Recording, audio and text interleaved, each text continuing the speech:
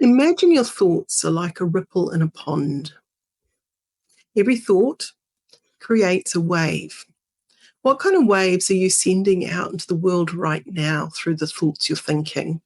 I'm Meredith McCarthy. I'm a clinical hypnotherapist, and we're going to talk about that idea of thoughts creating something. And today we've got Teresa Saunders, my fellow colleague, joining me. So I hope you enjoy this conversation that we have.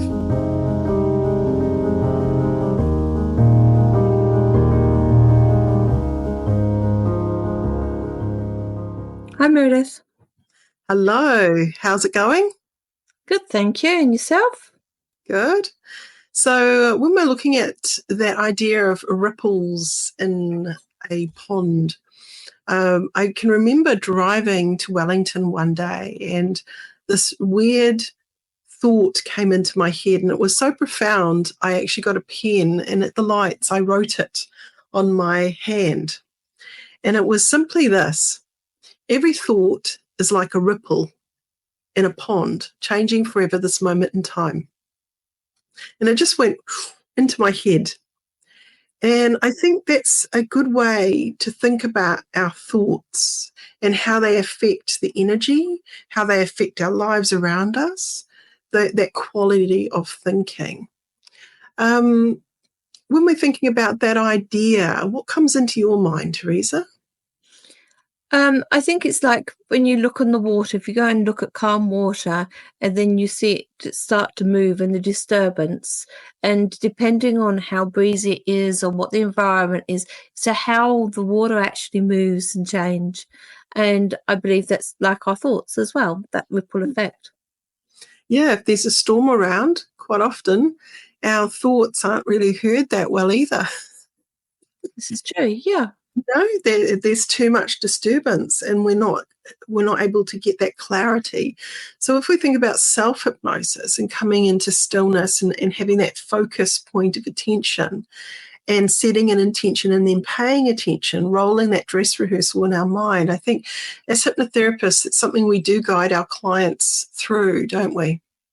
Yes, for sure. You know, one of the other things I think is nice as hypnotherapists, if people are sort of worrying about the chatter in the mind and that ripple effect, is to actually ask them what, 0 to 10 of what their actual thoughts are at that moment, their mind, how busy it is. And then do an exercise and check in afterwards and see the difference, what the change actually is. Yeah. A lot of my clients will come out of a hypnotic journey being quite profoundly relaxed, more so than they have for many years, where they're able to focus for a period of time just on a singular journey.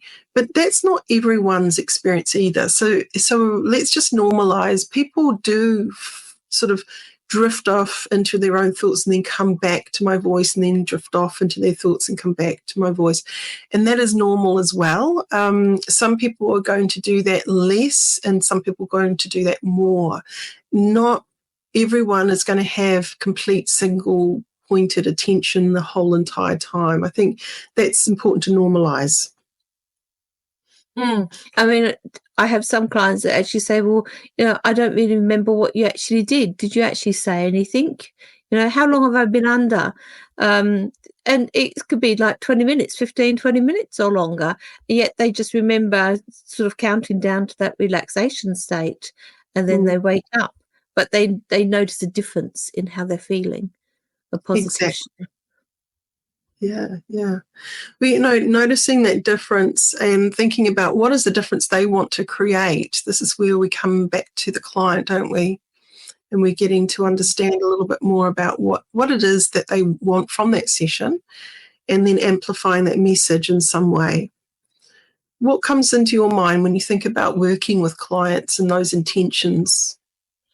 I think you've got to be really client focused and take yourself and move yourself away from that, because what is their normal? Their normal is going to be different to my normal, to your normal, so we've got to sort of allow them to walk in their own footsteps and not in ours. We're not the ones that make the change. The client's the one that makes that change. Can you think of an example of maybe a client issue that would be a typical thing that people would come in for? When they're just completely stressed out, it could be just life and workload. You've got to take the children to school and you've got a job and a husband and home and you just can't juggle stuff like that. And a lot of us can relate to those sort of circumstances, because that's family life.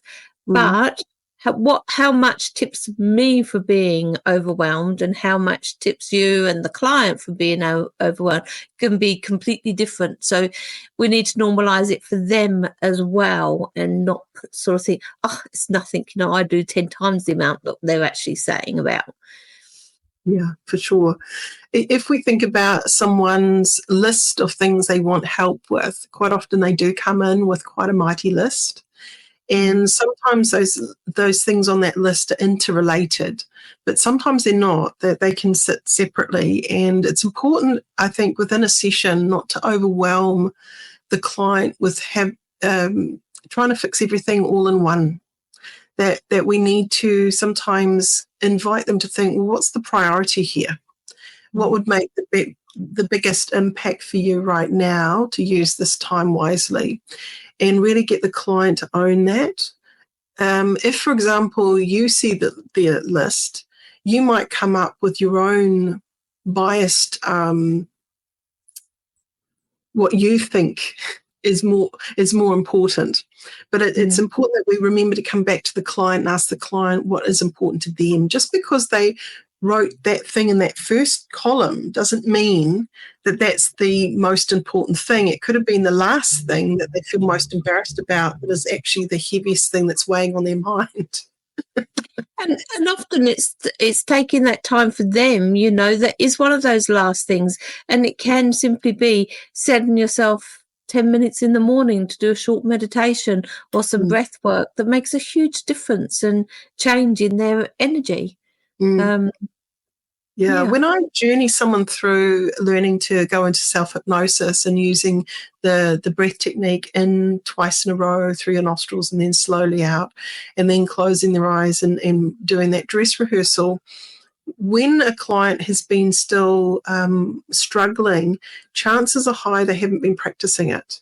Those clients that have been practicing that little technique maybe 4 times a day, just in a couple of minutes, that's it. Benefit. They definitely have a measured difference in the outcome of how they feel overall. So it is important sometimes as a client is presenting a situation to go, okay, well, how do we get that client to manage things outside of the session? What could they really own that's going to help them to think about the thoughts that they want rippling, that they want to generate through them and into their world around them. If they're getting caught up in thinking about how it's going to be a struggle, then it will be a struggle, because that's the ripple effect that word will bring. If, however, they say it's going to get easier and easier from here, then that's going to be the ripple effect that they start to create.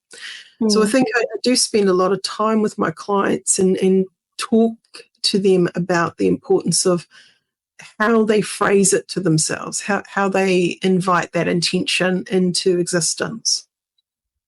Yeah, for sure. And like you're saying about the homework as such, what to take forward with them.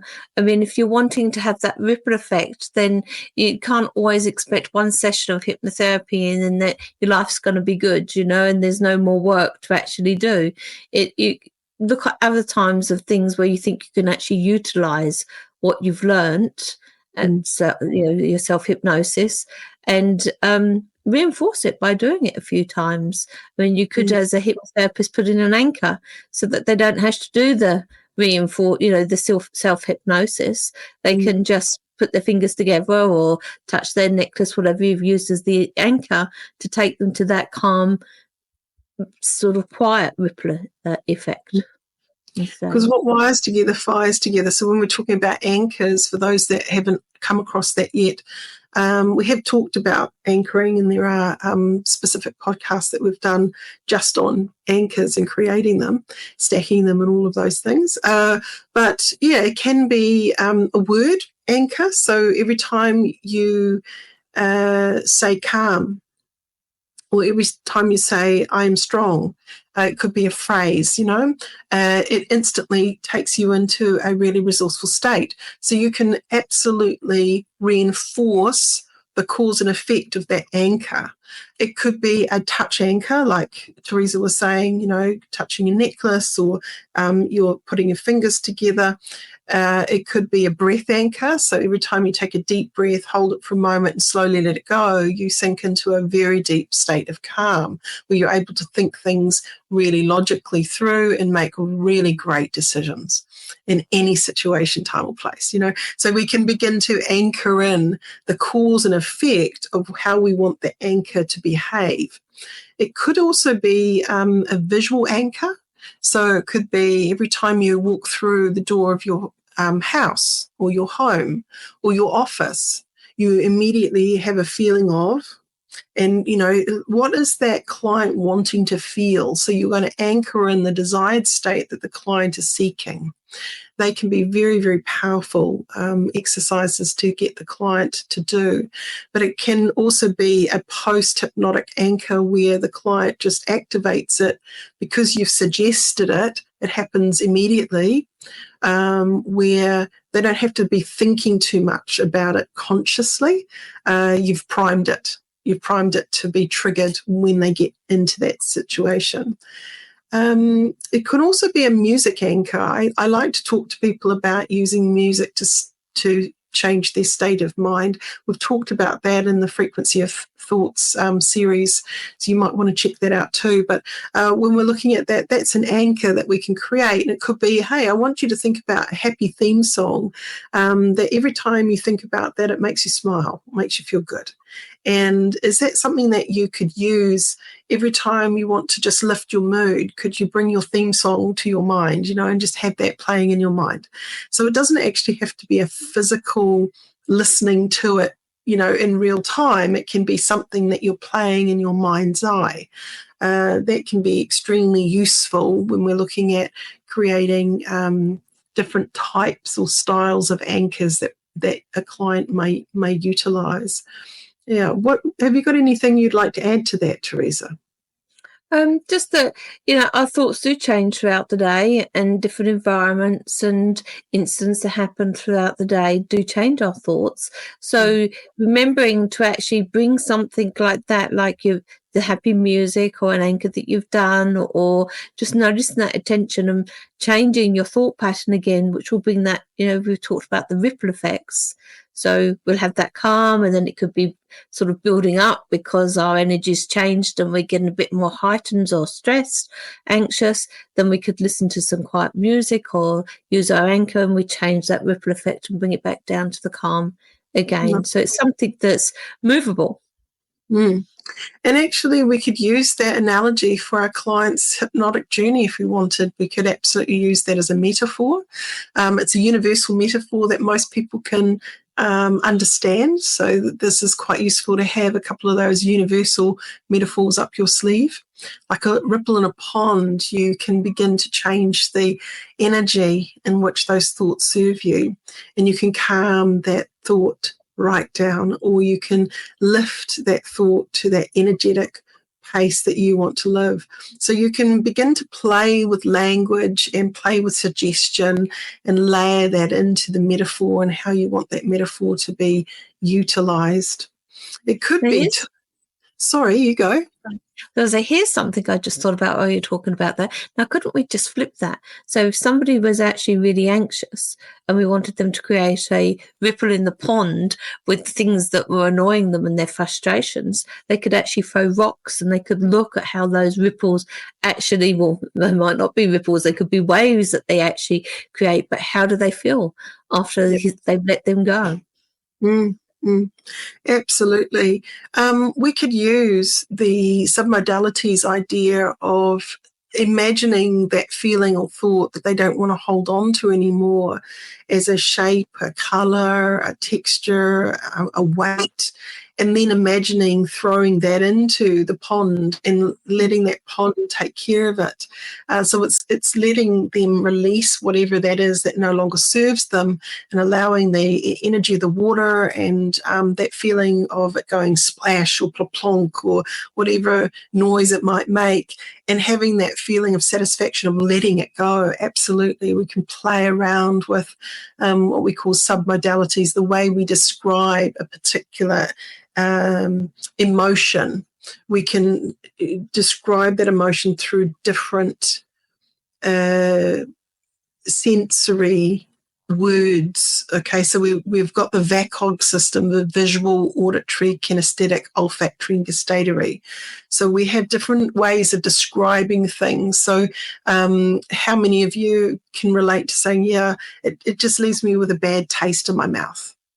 So you're describing and you're using what we call submodality language to describe a sensation of something emotional that you've had to try and digest. That's another one. It's hard to digest. It's not literally hard to digest, like you're not eating it, but that situation is hard to digest. So we often use metaphors around how we're describing the submodalities or how that sensory system is actually experiencing that moment. We can play around with that, can't we? Yeah? Yeah, for sure. And you can have fun playing around with that too. And I mean, some people use more than one sense, and other people don't use very many senses. So we're all different. So it's something else to bear in mind when you're actually working with your client as well. Perhaps asking some questions before and seeing whether they tell you about the sounds or the colours or the smells or the taste first. What do they actually describe to you? How do they describe it? And you absolutely play with what they bring. So it's not about you saying, is it red? What color is it to you? Like you might notice that, but they might naturally, come up with a description, say, it really weighs me down. Now that is a submodality talking, it's a weight, it's weighing, it's heavy, right? And you could say, where is it weighing you down? Can you point to that space? And they might go, my shoulders, or it's a weight on my head, or it's weighing down my heart. They might actually have a different area in their body that they're talking about where that energy is sitting. It's the same as like we were saying earlier about casting the stone into the river for the ripple effect. With the submodalities, they might not want to throw a stone. They might want to smash it up or, scribble it out or something like that. So it's important to remember to allow them to say, so how would you like to get rid of it? What would you like to do? Yeah. Now, it could be that the stone is cold and they could hold it in their hands and warm it up. And that could feel really healing. It could be, so anything. Like you've got to get into the client's world and sort of go, what does that mean for them? What does water mean for them? It may not be that they have a connection to water. So they could have a connection to something else to use that they have a connection with. Today we're just playing around with that idea of a ripple in a pond, So that's what we're talking about. But definitely it's just tuning into the client and what is their language, what are their metaphors, and can we play with those?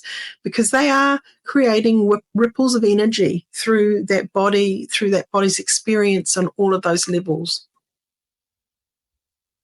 Yep, so let's be fun, be creative, and see where it leads. Absolutely. I hope you've enjoyed today's talk time. We've got more in the series of the idea of thoughts and the frequency of thoughts. So tune in again next week for that. We have also, I guess, some other series coming up, and we're feeling quite excited about that, aren't we, Teresa? We are. Bring on the new year. So if you want to subscribe, like and share, subscribe and all of those things, then you can come along on that journey and discover what we're up to. And drop a comment. Ask us a question. feel Yeah. free to. Yeah. Absolutely. And if you are interested in learning how to be a hypnotherapist or work with people, or even just a little bit more about hypnosis, go visit the website nzach.ac.nz and you can find out more there. Look, it's been wonderful having you along again, Teresa, to powwow with and, really unpack a few ideas and thoughts. Thank you, Meredith. It's always a delight to come along, and I look forward to the talk time each week. Excellent. I hope everyone's going well, and I hope you'll tune in next week for our next talk time. So for now, bye-bye. Bye-bye.